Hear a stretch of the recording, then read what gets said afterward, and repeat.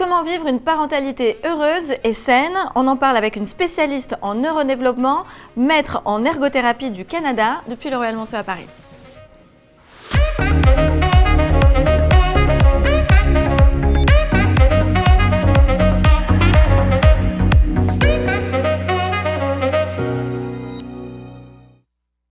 Patricia Archambault, bonjour. Bonjour Alexia. Alors Patricia, vous êtes conférencière, formatrice québécoise spécialisée en neurodéveloppement et en psychosomatique.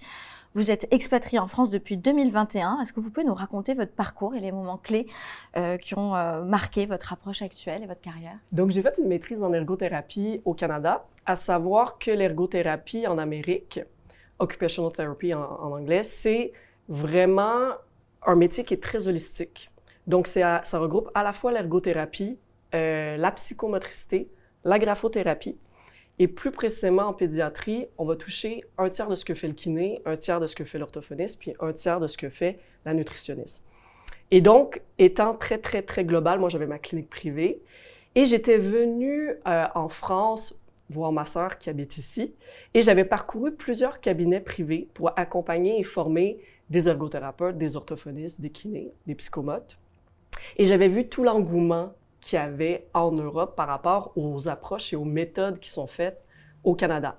Et donc, éventuellement, il y a eu la période de la COVID qui est arrivée.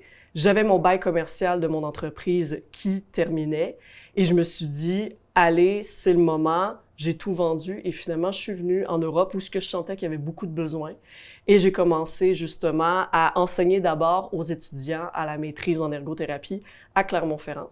Puis j'enseignais aussi aux étudiants en orthophonie. Puis finalement, j'ai changé pour les étudiants à Rennes, dans laquelle je faisais la direction des mémoires aussi aux étudiants en ergothérapie. Et puis finalement, en naviguant dans le système d'éducation nationale français, j'ai vu qu'il y avait beaucoup, beaucoup de choses à faire. Oui, c'est sûr.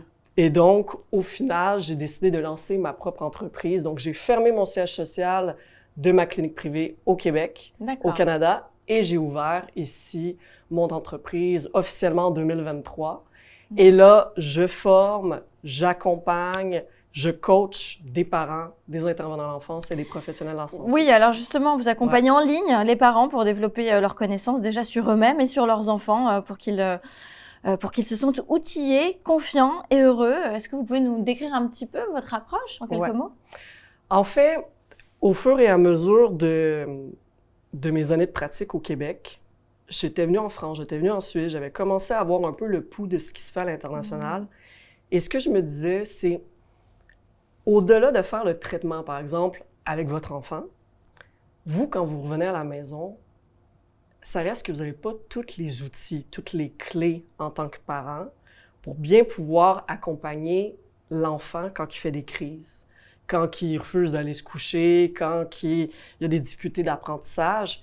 Et donc, pour moi, la clé, c'était d'aller accompagner les parents à la source pour mieux comprendre qu'est-ce qui se joue concrètement au niveau du système nerveux de leur enfant, mais qu'est-ce qui se passe aussi, nous, en tant que parents, dans notre propre système nerveux, au niveau de notre psyché.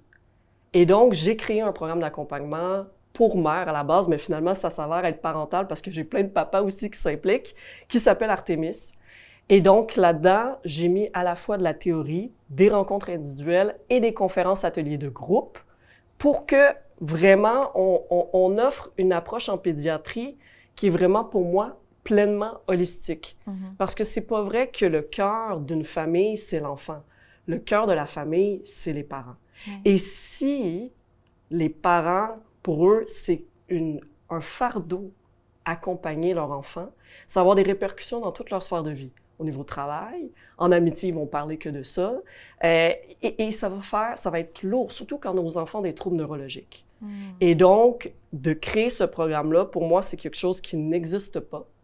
Et c'est quelque chose que je voyais en Europe qui était nécessaire tout autant comme en Amérique. Alors, là, vous avez évoqué énormément de choses. Vous nous avez aussi partagé donc, les enjeux actuels qui sont aussi vécus avec les parents. Est-ce que vous pouvez nous partager peut-être une histoire inspirante avant la fin de cette émission qui peut peut-être nous conduire un petit peu sur ce que vous faites de plus précisément?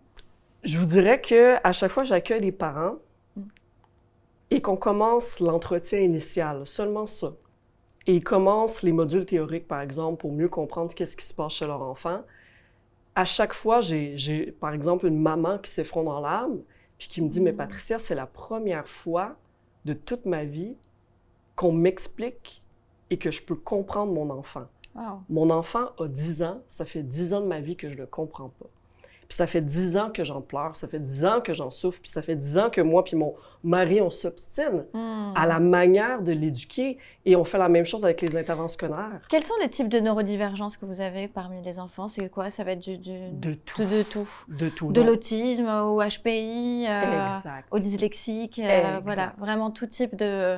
TDAH, retard global de développement, syndrome de la Tourette, trisomie, vraiment de tout. Ah d'accord, de tout. Non mais c'est intéressant aussi de voir que parfois les parents, comme on dit en français, les chiens ne font pas des chats et ils sont aussi concernés par la neurodivergence. Exact, et ils le découvrent très tard.